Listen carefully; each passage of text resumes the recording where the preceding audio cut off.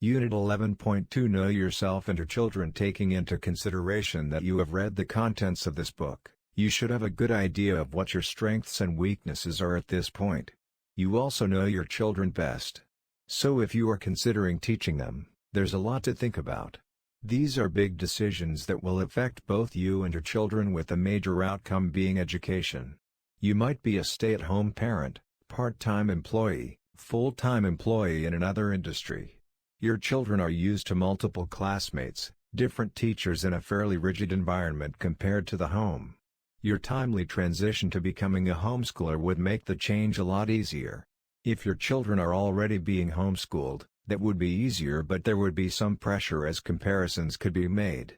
Do you have the qualities to become a great teacher for your children? You also need to make the distinction between parenting and teaching. You might be a great parent, but teaching, like for all people, is another kettle of fish.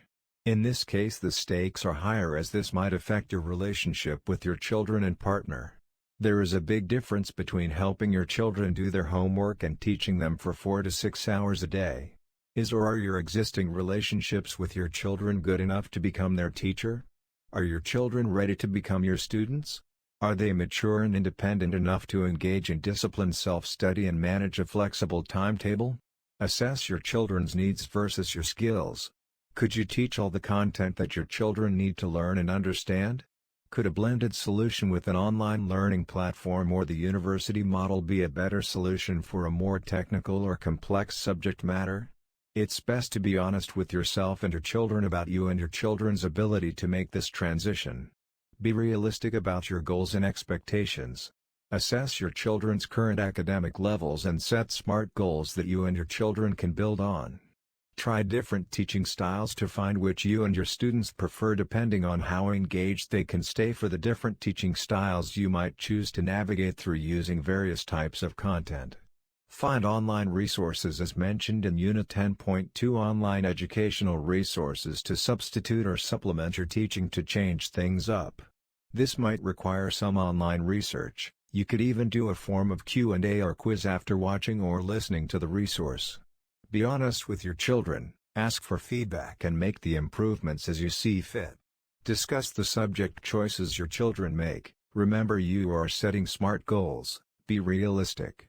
You might have to spend more time preparing and/or teaching STEM, science, technology, engineering, mathematics subjects than content subjects. Self-reflection is also good, because we all know when we could have done better, and then we know how we can improve. It's also important to plan everyone's time around work, chores, sport practices, music lessons, events, etc. The flexibility of homeschooling also comes with time management challenges. Some students might prefer studying out of normal school times. High school students might want to start later in the morning or early afternoon. It's probably best to start the teaching and learning part of the day with the most difficult subjects first, when the student's concentration is at its highest and thoughts are more focused.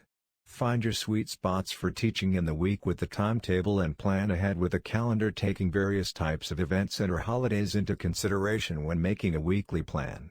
Have breaks but also have a plan. Set out to achieve a certain number of teaching and learning objectives per day. Pace yourself and your students using either a prescribed plan or create a pacing schedule so that your students have enough time to do homework and study, knowing they are well prepared for any external exam they would have to take. Your students' children might also have to participate in national benchmark exams when they are in specific grades. Another good reason to network with other homeschoolers and follow or join social media homeschooling themes. The most important thing to remember is that as a parent-teacher you have a unique opportunity to guide and develop your children's learning, their interests, and find what really motivates them intrinsically. Most teachers and tutors are focused on achieving their teaching objectives and their students' learning outcomes. They have much larger classes and do not have the time to develop and investigate the interests of each student in such a way that they can discover the intrinsic levels of motivation that are the strongest and most natural drivers for learning and achieving, amongst many other physical and emotional needs for their students. You need to be able to adjust your headspace by creating a positive mindset of growth, fun, and enjoy the exciting opportunity to have deeper relationships with your children, increase and improve their knowledge, skills, attitudes and values, as well as learn new skills yourself. Please hit the subscribe button for more updates. Thanks for watching this video.